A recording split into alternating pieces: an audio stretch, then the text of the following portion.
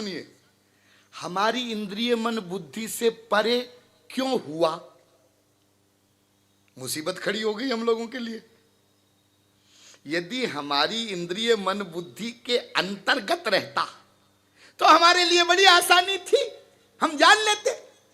लेकिन ये भगवान को क्या सूझी कि वो हमारी इंद्रिय मन बुद्धि से परे हो गया और फिर संतों महात्माओं से कहलवा रहा है, जानो जानो। अरे जब जनवाना ही था तो परे क्यों हुए? उसी एरिया में रहते तो जैसे हम रसगुल्ले को जानते वैसे ही भगवान को भी जान लेते, मुसीबत दूर। तो ये परे हुआ क्यों भगवान इंद्रिय मन बुद्धि से? नहीं भाई, ऐसा नहीं है। भगवान हमारी इंद्रिय मन बुद्धि से परे हुआ नहीं है, है सदा से। क्यों? क्योंकि भगवान का स्वरूप ही ऐसा है और इंद्रिय मन बुद्धि का स्वरूप ही ऐसा है। दोनों का स्वरूप ऐसा है कि इंद्रिय मन बुद्धि से परे वो रहता है। अच्छा, तो स्वामी जी भगवान का स्वरूप ऐसा क्यों है और इंद्रिय मन बुद्धि का स्वरूप ऐसा क्यों है? अब इसके आगे प्रश्न मत करो, है इसलिए है, बस। भगवान का स्वरूप अनादि जैसा है वैसा है, इंद्रिय मन बुद्धि का स्वरूप जैसा है वैसा है। क्यों है यह क्वेश्चन नहीं करना। अब क्वेश्चन करोगे तो कुतर्क होगा, वितर्क होगा, वितंडावाद होगा। जैसे देखिए, जहां तक बुद्धि जाती है, जहां तक प्रश्न किया जा सकता है, वहां तक आप तर्क से समझिए किसी विषय को। लेकिन जहां बुद्धि नहीं जाती वहां आप प्रश्न मत करिए, वहां मान लीजिए। जैसे एक बच्चा, उसने अपने बाप से प्रश्न किया, पापा ये रसगुल्ला मीठा क्यों होता है?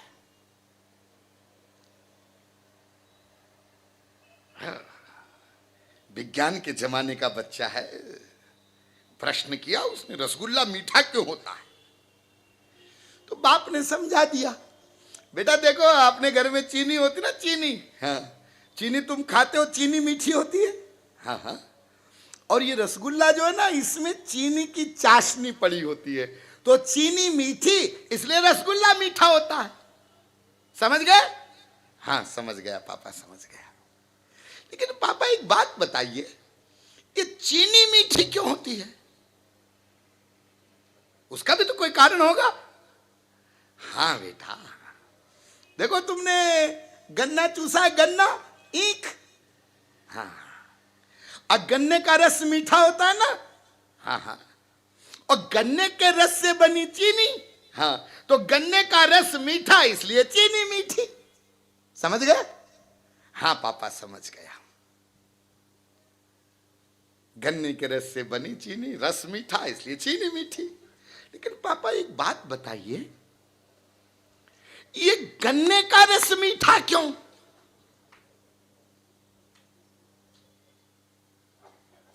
तो बाप ने भी धैर्य पूर्वक उत्तर दिया, देखो बेटा, ये गन्ने का जो पेड़ होता है ना, हाँ, इसमें जो ऊपर हरी हरी पत्तियां होती है, हाँ हाँ, और उसमें जो रस होता है ना, हाँ, तो सूर्य की किरणों से वो पत्तियां जो तत्व खींचती है, उससे उसमें एक रासायनिक प्रक्रिया होती है उस पेड़ में, और उस प्रक्रिया से वो रस जो है वो मीठा हो जाता है। समझ गए?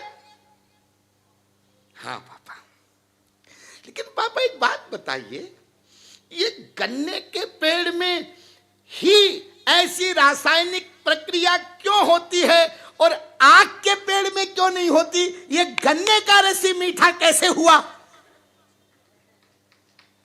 तो बाप ने कहा, नालायक आधे घंटे से खोपड़ी खा रहा है, बस होता है इसलिए होता है,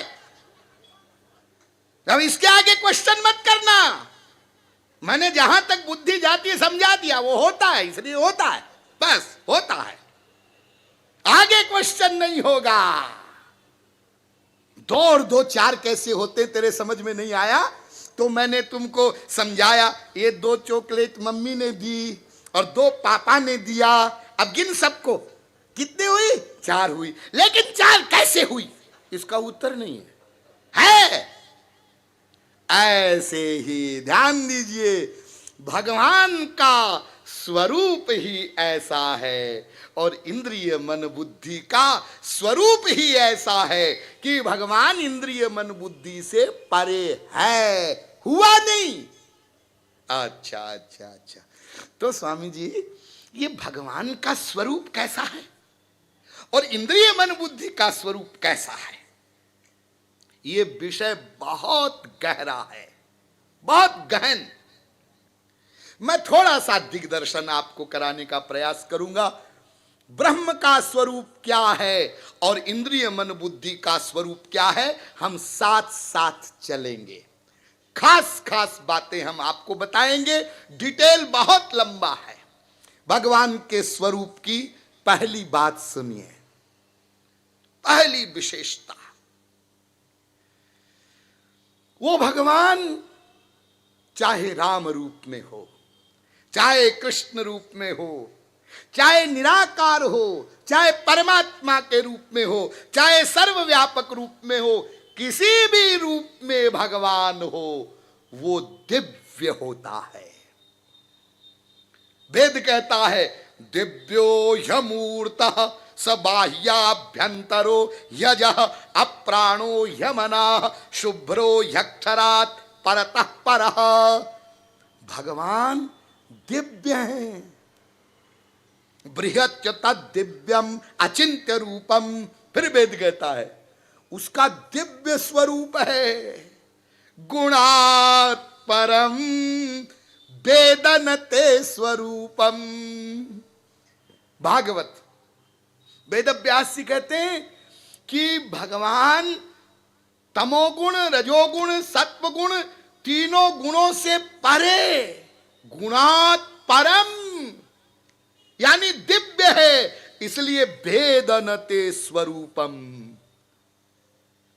पद्म पुराण भी कह रहा है, निरूपम निर्गुणम व्यापी क्रियाहीनम परात् परम वदन्त्युपनिषत् संघा इदमेव ममानघम यदद्य मे त्वया दृष्ट मिदम रूपम अलौकिकम। वो अलौकिक है।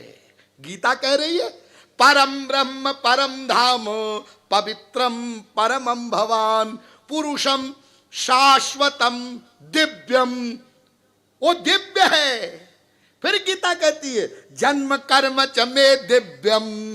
अर्जुन, मेरा जन्म भी दिव्य है, कर्म भी दिव्य है, सब दिव्य है।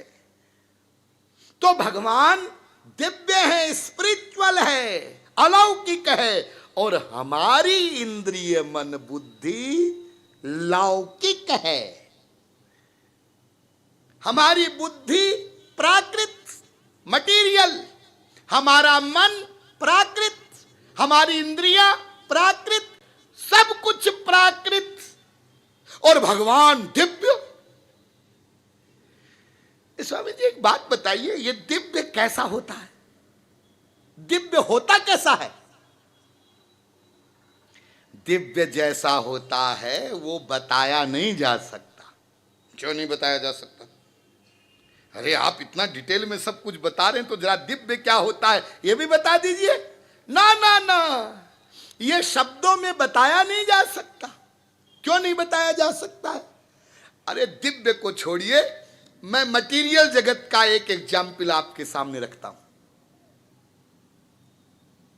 एक नीम का कीड़ा होता है, नीम वृक्ष होता है ना, उसमें एक कीड़ा पैदा होता है। वो नीम में ही रहता है, नीम ही खाता है, नीम का ही उसको एक्सपीरियंस है। हाँ, उस नीम के कीड़े ने एक प्रोफेसर साहब से पूछा। प्रोफेसर साहब बहुत अच्छा समझाते हैं। प्रोफेसर साहब, रसगुल्ला कितना मीठा होता है? तो प्रोफेसर साहब ने कहा, अभी समझाता हूं। तुमने लड्डू खाया? नहीं तो। जलेबी खाई? नहीं तो। अरे कभी चीनी चखी? चीनी? नहीं तो। कभी गुड़ चखा? नहीं। कोई मीठी चीज तुमने कभी चखी? मैं तो साहब नीम में पैदा हुआ हूं, नीम में ही रहता हूं, नीम में ही खाता हूं। जैसा ये नीम होता है ऐसी चीनी होती है क्या? ऐसा ही गुड़ होता है क्या? ऐसा ही लड्डू पेड़ा होता है क्या? तो प्रोफेसर साहब उस नीम के कीड़े के आगे सरेंडर कर देंगे और कहेंगे, नीम के कीड़े, मैं तुमको नहीं समझा सकता रसगुल्ला कितना मीठा होता है। क्यों? क्योंकि तुमने कभी कोई मीठी चीज चखी ही नहीं। यदि तुमने गुड़ भी चखा होता तो मैं तुमको बता देता कि जितना मीठा गुड़ होता है उससे 25 गुना अधिक मीठा रसगुल्ला होता। लेकिन तुमको मैं ये बोध नहीं करा सकता कि रसगुल्ला कैसा होता है, कितना मीठा होता है। ठीक इसी प्रकार से हम लोग अनादिकाल से केवल माया के एरिया का ही अनुभव रखते हैं। दिव्य जगत के एक परमाणु का भी हमको अनुभव नहीं है। फिर भगवान या कोई महापुरुष आपको कैसे अनुभव करावे, कैसे बोध करावे कि दिव्य कैसा होता है? कोई उपाय नहीं। और माइक जगत में ऐसा कोई सामान नहीं जिसकी एग्जाम्पल दी जा सके, जिसकी उपमा दी जा सके, क्योंकि जगत तो माइक है। फिर भी ध्यान दीजिए, जब हम लोग महापुरुषों से प्रार्थना करते हैं, सूरदास जी, मीरा जी, कबीर जी, नानक जी, तुकाराम जी, तुलसीदास जी, आपने तो भगवान के दर्शन किए हैं, बताइए भगवान कैसे होते हैं? उनका रूप, उनका सौंदर्य, उनका माधुर्य, सौशील्य, सौगंध्य, उनका शरीर का कोई रूप रंग कुछ तो बताओ। तो महापुरुषों का भी पहला जवाब यही होता है, बताया नहीं जा सकता, बताया नहीं जा सकता। शब्दों में वो सामर्थ्य नहीं है जो भगवान की किसी भी भगवान की के विषय को व्यक्त कर सके। अरे शब्द तो कर्मेंद्रिय का विषय है, कर्मेंद्रिय तो सबसे नीचे है। वो कर्मेंद्रिय का विषय शब्द, उसके ऊपर ज्ञानेंद्रियां, उसके ऊपर मन, उसके ऊपर बुद्धि, उसके ऊपर आत्मा, उसके ऊपर माया, उसके ऊपर परमात्मा। उस परमात्मा को शब्द कैसे बताएगा? लेकिन हम लोग जब जिद करते हैं और महापुरुषों से प्रार्थना करते हैं तो वो हमको आइडिया देने के लिए। आपने नीला कमल देखा होगा? हाँ, जैसे नीला नीला बादल, नव जलधर, जैसे नीलमणि।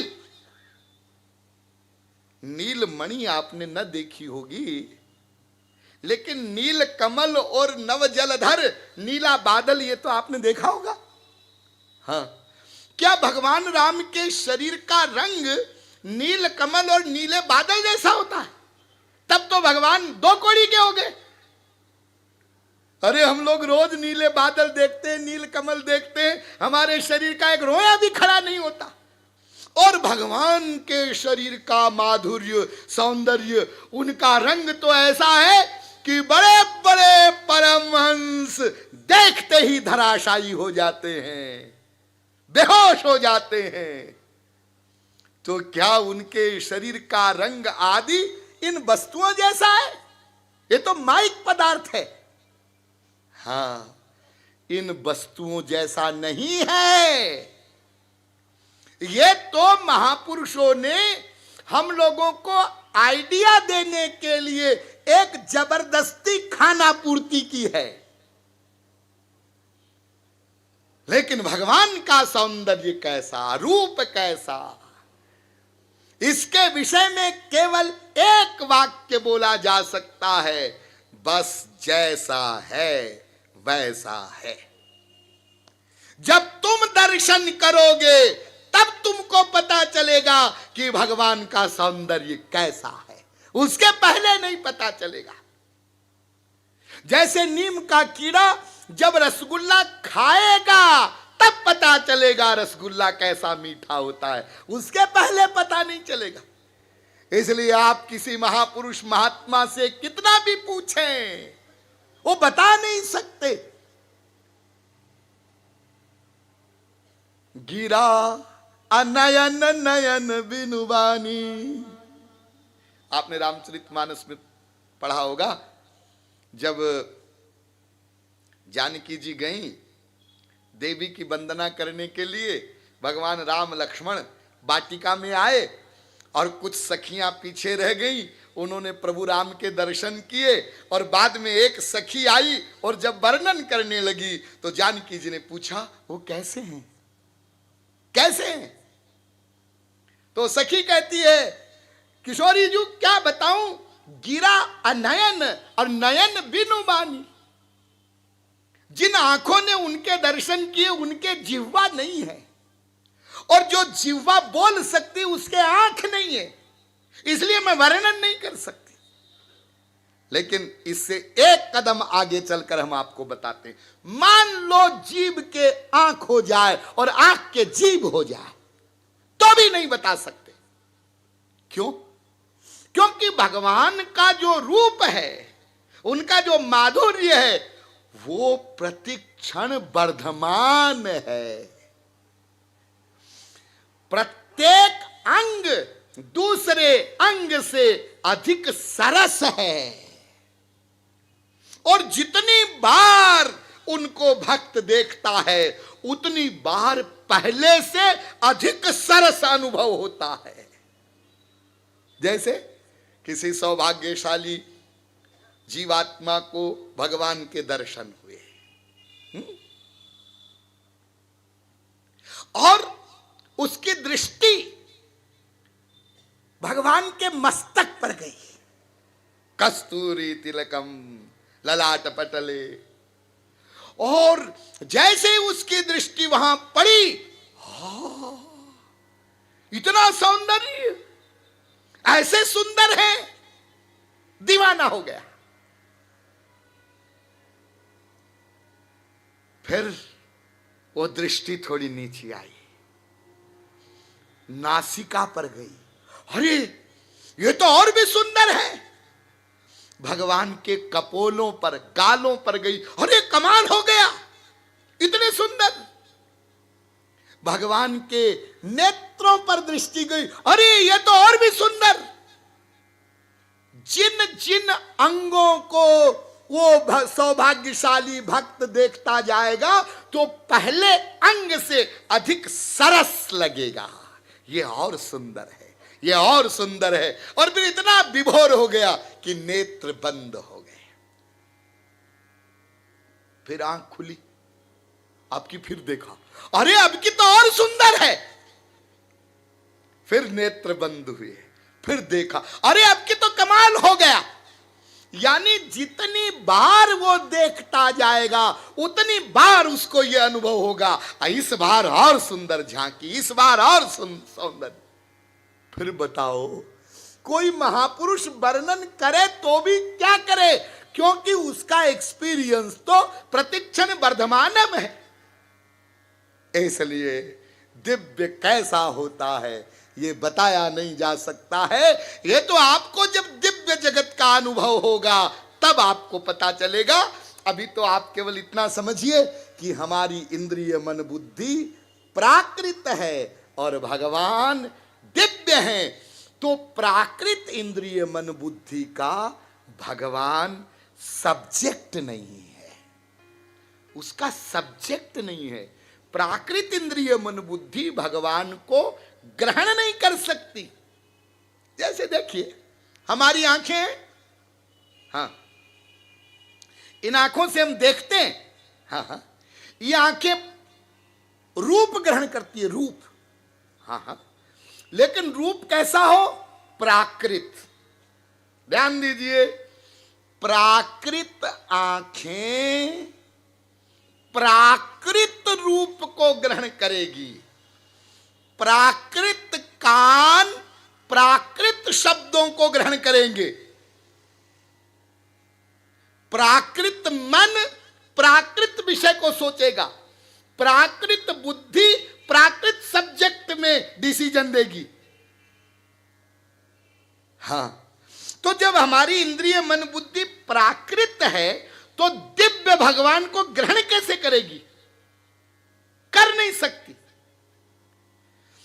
अच्छा चलिए और सरल ढंग से समझिए। अब मैं आपको ऐसे एग्जाम्पल से समझा रहा हूं कि सब समझ जाए, बिल्कुल अंगूठा छाप माता जी भी समझ जाए। देखिए, आपकी आंखें पंच महाभूतों से बनी हैं, प्राकृत है। हां हां, और आपके कान भी पंच महाभूतों से बने, प्राकृत हैं। हां हां, दोनों प्राकृत हैं। हाँ हाँ, आप एक काम करिए, आंख बंद कर लीजिए और कान से देखिए। कान से देखें? कान से कैसे देखेंगे? अच्छा ठीक है, कान बंद कर लीजिए, आंख से सुनिए। आंख से कैसे सुनेंगे? क्यों जी? आपके कान भी मटीरियल हैं, प्राकृत हैं, और आपकी आंखें भी प्राकृत हैं, दोनों प्राकृत हैं। तो फिर आप आंख से सुन क्यों नहीं सकते? प्राकृत शब्दों को आंख से ग्रहण क्यों नहीं कर सकते? और कान से आप देख क्यों नहीं सकते? तो आप कहेंगे रूप कान का सब्जेक्ट नहीं है, कर्णेंद्रिय का सब्जेक्ट नहीं है। रूप तो आंख का सब्जेक्ट है, और शब्द आंख का सब्जेक्ट नहीं है, वो कान का सब्जेक्ट है। इसलिए प्राकृत इंद्रियों में भी एक कायदा है कि जिस इंद्रिय का जो सब्जेक्ट होगा वो इंद्रिय उसी सब्जेक्ट को ग्रहण करेगी, दूसरी इंद्रिय के सब्जेक्ट को ग्रहण नहीं करेगी। चश्मा लगाना है तो आंख में लगाना। कहीं ऐसी गलती मत कर लेना कि चश्मे को तोड़कर एक कांच इस कान में फिट करो, एक इस कान में फिट करो, तो लोग आपको मेंटल हॉस्पिटल भेज देंगे। रसगुल्ले का टेस्ट लेना है तो जबान पर रखना, तब टेस्ट आएगा। कहीं तुम रसगुल्ले को कान में ठूसो, आंख में ठूसो, नाक में ठूसो, तो टेस्ट नहीं आएगा, डॉक्टर की शरण में जाना पड़ेगा। तो अब आप लोग भली प्रकार समझ गए कि प्राकृत इंद्रियों में भी ये कायदा है, जिस इंद्रिय का जो सब्जेक्ट होगा वो इंद्रिय उसी का सब्जेक्ट ग्रहण करेगी, दूसरी इंद्रिय के सब्जेक्ट को ग्रहण नहीं करेगी। तो फिर प्राकृत इंद्रिय मन बुद्धि दिव्य भगवान को ग्रहण कैसे करेगी? इसलिए वो उससे परे है। ठीक ठीक ठीक। अब चलो नंबर 2। मेरे पास घड़ी है, आप लोग कष्ट मत करिएगा, मैं देख लूंगा। भगवान प्रेरक हैं, इंद्रिय मन बुद्धि प्रेर्य है। वेद कहता है यन्मनसा न मनुते येनाहुर्मनोमतं तदेव ब्रह्मत्वं विद्धि नेदं यदिदम् उपासते यद्वाचा नभ्युदितं येन वागभ्युद्यते तदेव ब्रह्मत्वं विद्धि नेदं यदिदम् उपासते यच्चक्षुषा न पश्यति येन चक्षुग्वंशि पश्यति तदेव ब्रह्मत्वं विद्धि नेदं यदिदम् उपासते यच्छ्रोत्रेण न शृणोति येन श्रोत्रमिदग्वं श्रुतं तदेव ब्रह्मत्वं विद्धि नेदं यदिदम् उपासते यत् प्राणेन न प्राणिति येन प्राणः प्रणीयते तदेव ब्रह्मत्वं विद्धि नेदं यदिदम् उपासते। क्या मतलब वेद मंत्रों का?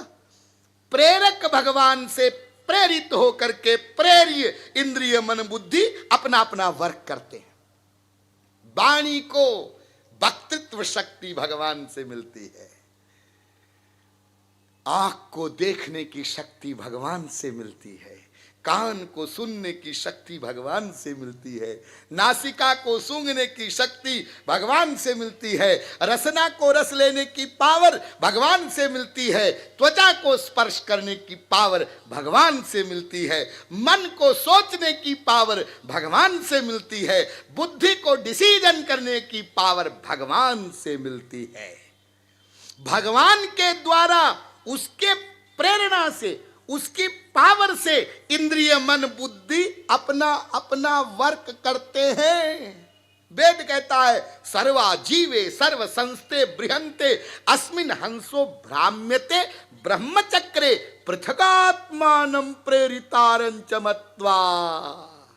वो एक प्रेरक है, पृथगात्मानं, वो घुमाता है जीवात्मा को। हा? अरे गीता तो आप लोगों ने पढ़ी होगी। भ्रामयन् सर्वभूतानि यंत्रारूढ़ानि मायया ईश्वरः सर्वभूतानां हृदयेषु तिष्ठति। मैं बैठा हूं अर्जुन सबके हृदय में, मैं सबको घुमाता हूं। उर प्रेरक रघुवंश विभूषण उमा दारु जोशित की नाई सब ही नचावत राम गोसाई। अरे सबको नचाने वाला वो है। जैसे कठपुतली का खेल दिखाते थे ना पुराने जमाने में, पर्दे के पीछे कठपुतलियां नाच रही है और देखने वाले विभोर हो रहे हैं, वाह क्या बढ़िया डांस कर रही है कठपुतलियां। अरे नचाने वाला पीछे खड़ा है। हाँ, तो ऐसे ही भगवान प्रेरक है। इंद्रिय मन बुद्धि तो प्रेर्य है, तो प्रेरक से प्रेरित प्रेर्य अपने प्रेरक की प्रेरिका नहीं बन सकते।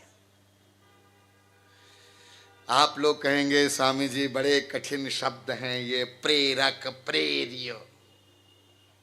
क्या होता है प्रेरक, क्या होता है प्रेर्य? चलिए मोटी अकल से समझिए।